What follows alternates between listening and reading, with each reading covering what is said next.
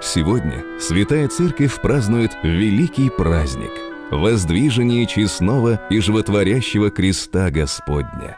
Это день, когда великие христианские святыни, гроб Господень и животворящий крест были вновь обретены христианами и открыты для поклонения.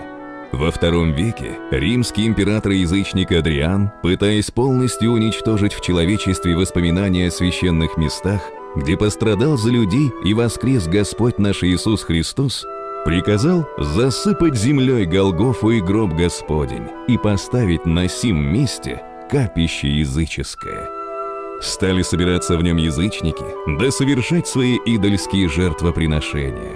Но через 300 лет промыслом Божьим христианские святыни были вновь обретены христианами, благодаря равноапостольному царю Константину Великому, первому из римских императоров, прекратившим гонения на христиан. Он и мать его, царица Елена, мечтали обрести животворящий крест, на котором был распят Господь наш Иисус Христос. Они искренне верили в его силу, а потому отправилась царица в Иерусалим. После долгих и безуспешных поисков повстречался ей старый еврей, который и поведал ей о храме языческом, под которым зарыт крест Господень.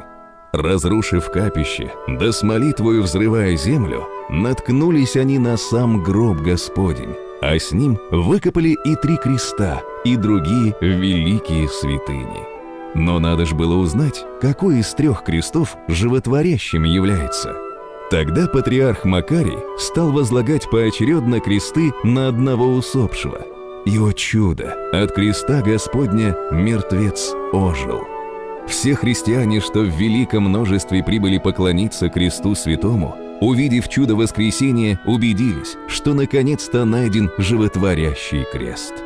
Взывая «Господи, помилуй», благоговейно кланялся народ честному древу, обретенному в 326 году от Рождества Христова.